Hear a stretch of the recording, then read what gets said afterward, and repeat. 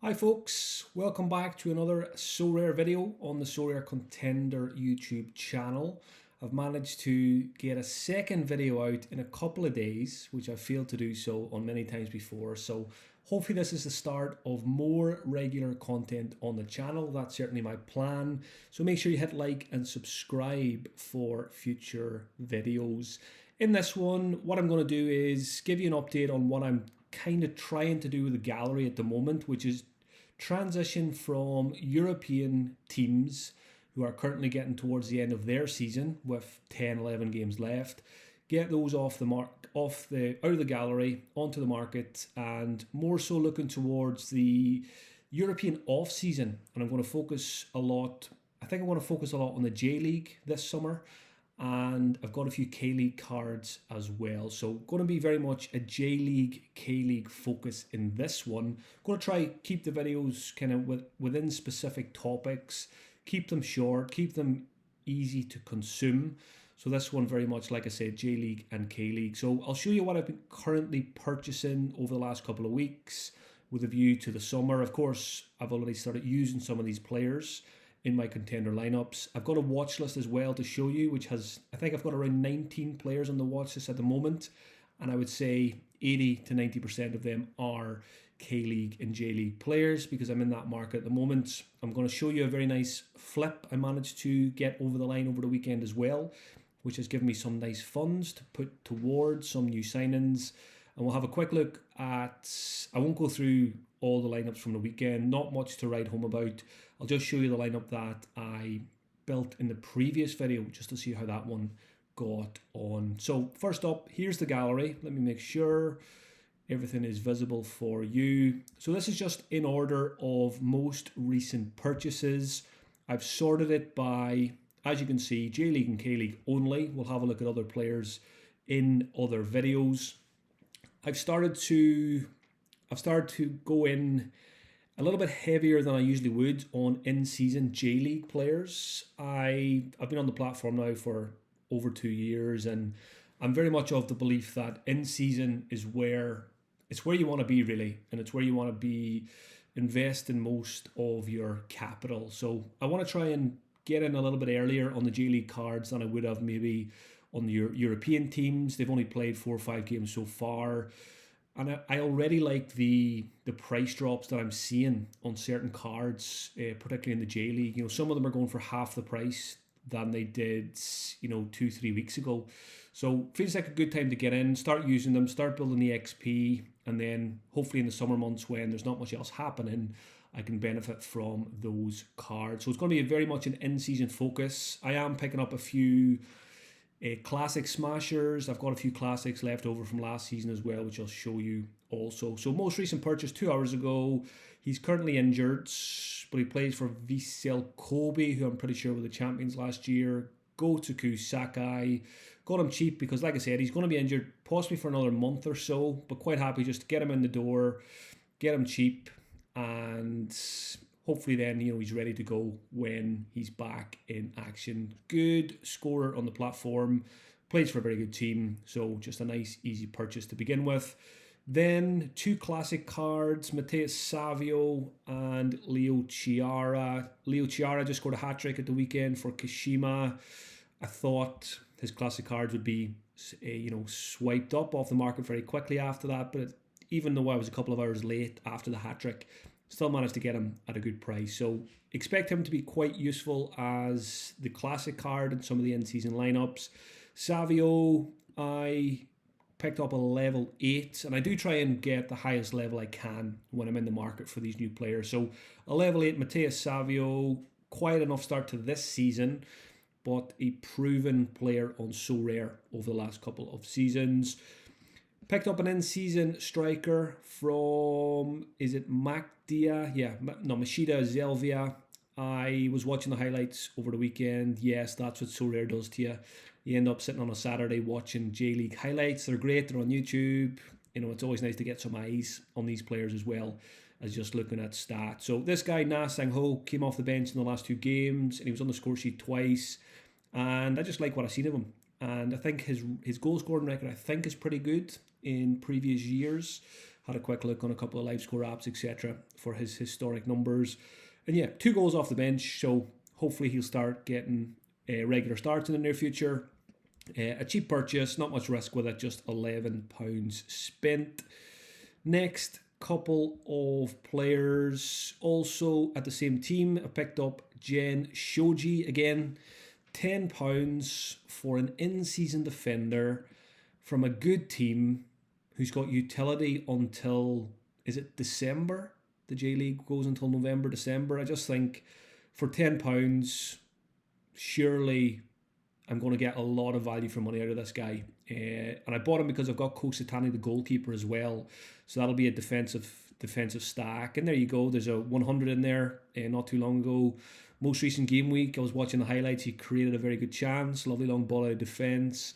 And he's 39.24 AA over the weekend as well. So quite happy to pick him up again at a nice friendly price. Next on the list, I'll fly through some of these a little bit quicker as well. Mateus Castro, he's gone back to his previous club. I think he's a big earner. Has good pedigree on Sorare over the years as well. Didn't start the last couple of games, but did come off the bench after just 11 minutes at the weekend and put in some very good numbers and got himself on the score sheet. He also missed a very good chance, basically an open goal, put it over the crossbar, but good to see him getting in those positions. Again, 65 scored, going back a little bit further, there's 86, 89, 75, so he's going to be an important part of the summer teams as well. He costs £32. Sho Sasaki, a legend of Sorare. I have a classic Sho Sasaki as well, so I know all about this guy, and I was quite happy to pick him up again. I always like Sanfrecce defenders. They're pretty good defensive side, so I like having defenders from them. I've got a Shiotani classic as well, but quite happy to get an in-season show as well. Get him in the door. I've got a classic, got an in-season, and I'm sure I will be using him quite a lot, not just in the summer, but for the rest of this European season as well. He'll go in with some of the European guys. Last 2 games, 77 and 85. That's what we like to see from Sho Sasaki. Elsewhere, Yuma Suzuki. If you've played J League before, you'll know Kashima, very good striker. So I've got Chiara and Suzuki, who both play as forwards for Kashima, both classic cards. So I'll obviously only be able to use one or the other in an in-season lineup, but I like having both because they're both good scorers. Down the list here, I picked up Ryuta Koike. I really need to work on my Japanese over the next few months. Maybe I'll download Duolingo and improve on my J League, my Japanese and my Korean, so I can make some better pronunciations here. So this guy's a defender, but has been playing pretty advanced, and I'm pretty sure he picked up an assist in the most recent game. Yeah, so he's got 3 attacking returns in his last 4 fixtures. A defender, but very much playing more as a right-sided midfielder and playing pretty advanced up alongside the forwards from some of the highlights that I watched as well. So again, £14 for a defender who can get you clean sheets, but also very good in the final third as well. I've got Yu Osako here as well, again from Vissel Kobe, champions last year. I really hope they're the champions last year because I keep saying it, but I'm pretty sure they were. He is a very good forward. There's a quick snapshot over the last 6-7 games. There's 4 goals, 3 assists. Just a really good option. I think I got him in a trade that was worth around, we'll just have a look at it. I think it was worth around 50, 60 quid possibly. What did I do? I sent £45 in cash. I sent a classic Craig Gordon, which isn't worth much, and a classic Liam Scales, which as well is worth, £5, £6, £7 at the moment as well. So got that over the line. I thought that was a pretty good deal. You'll see he's listed on the market for about 70 quid. I will very often stick cards on the market that I don't think people will pay the price for. So I expect us to use them in lineups when the weekend rolls around. But if someone wants to pay it, I take it and take the profit and then move on to my next target on the watch list. And then probably buy that player back, hopefully for 80% of what I sell them for in a couple of weeks' time, because it's very often the case. It can be very hard to sell good players, but very often they are cheaper in a couple of weeks' time. So I'm very comfortable in doing that. Another Sanfrecce player I was quite aware of, Raul Germain, last year. He had a very good season, scored a lot of goals, and he got a move to Sanfrecce. So if he's going to be their main man up front, I want to be a part of that. I remember him scoring 4 goals in one game last year. It happened at least once, maybe even twice. So scores don't look great at the moment, but he's playing for a good team. And again, I just thought his price, £23 for almost a full season of utility, playing for a good team. That for me was a no-brainer. There's Kosatani. A lot of people who've been on Sorare for a few years know this guy because he was very popular as an under-23 goalkeeper. He's under 23 just for a couple of more months, so I could use him in those lineups. But I actually put him into... I was planning to put him in an under-23 lineup at the weekend, but he actually made it into one of my contender Division 1 teams. And he kept a clean sheet, so he did what he was supposed to do. And again, he's going to be a very important part of my summer plans. And I've got his centre-back teammate as well, Shoji, who I spoke about earlier. Let's get through a few more of these a little bit quicker. Lee Gi-hyuk is another player who's been scoring well at Gangwon. You can see there a little snapshot of his scores. Again, didn't cost too much. Probably be more of a... probably won't be in my Division 1 teams very often, but a very useful piece to have in the gallery. Another goalkeeper there, Jun Ishimori at Gamba. I like Gamba. I've had Usami last season. I've still got his classic card now. Ishimori, I think it's back-to-back clean sheets, 2 green scores. So again, up on the market for 75, but planning to keep him long term. Likewise, Anderson Lopez, always like him when it comes to the J League. Good for goals in any fixture. And again, I was happy with the price I paid. I think it was 55. Let me just double check. Yeah, £55. And again, he's on the market for 75. If I get 20 quid profit, I take it and I run. And if not, I stick him in a lineup and hopefully he bangs in a hat-trick or 2. Yunbit Garam was probably one of the first in-season K-League cards I bought this in the last couple of weeks, but I'm not overly keen on keeping him. His scores haven't been great. He's probably past his best, so happy to take a little bit of a loss on him and let him go. Nakatani's currently injured for Gamba. Got him 2 months ago. Again, classic card, so I'll use him when he's back. The goalkeeper there, I'm not even going to try and pronounce that name. He's the backup at Gamba. I did have a classic Ishimori, and that's why I had the classic backup as well. But now I've got an in-season Ishimori, but it just makes sense to keep the backup as well, just in case there's any issues with the main number 1. Lee Sung-woo is on the market. He's just not doing enough. He's a pretty good player, but Sorare-wise doesn't really cut the mustard. Lucas Fernandez has had a fairly quiet start to the season, but again, a very proven Sorare scorer. I splashed out on a level 9 classic, so almost as good as you can get. Takes set pieces, very good player. What did I spend on him? £16 2 months ago, and I expect him to be, he'll be in the gallery for the full season of K-League and J-League. Getting towards the bottom of the list, now towards players I've had for 6 months or more. Usami, classic from Gamba, really good player, good scorer. A couple of these are collection pieces that I won't mention, but Cecilia, obviously the GOATs in the K-League. My Cecilia is now at level 9, so a very powerful classic card. Have him for about a year now. 11 months ago, I paid £64, and he's definitely paid that back with rewards in the meantime. And he'll be captained very often. He'll be my one classic card in the in-season lineups very, very often. Further down, Ki Sung-young, ex-Celtic, of course. I've had him for about a year as well. He's also at level 9. Getting towards the end of his career now, but can still be a useful scorer. Fingers crossed. Couple of collection pieces. There's my Shiotani, who also plays for Sanfrecce, level 7. And finally, my classic Sho Sasaki.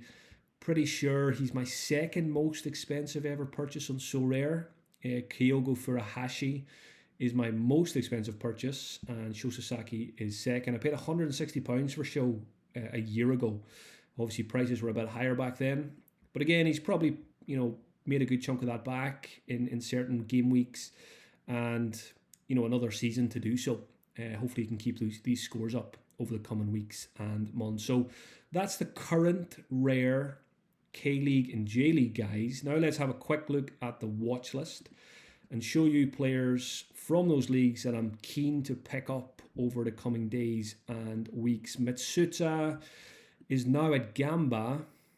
I'm going to say, was it Sanfrecce? Was that before? I could be wrong on that, but he was a really good player previously. And I think at Gamba he can get back to that. He started the season very well. And yeah, he's probably top of my watch list in terms of players I want to buy in the near future. My little boy's crying, so I'm going to wrap this up pretty soon, so I can help out. A couple of Seoul players here. Jung Sung Won and Jesse Lingard are on my radar. I quite like Seoul when it comes to the J League, so keen to pick up a few of those. Kang is here as well, the FC Seoul goalkeeper. Alvarez, that's just a cheap under 23 I want to get from Spain. Bruno Lamas started the season very well along with Cecilia at Daegu. Some really good scores here, and I'll show you something that's very, very frustrating. So 82, 86, 54 and 77. I picked one up about 2 months ago and I sold it again and I absolutely regret it. So let me see a price graph, and I've lost out big time here on this one.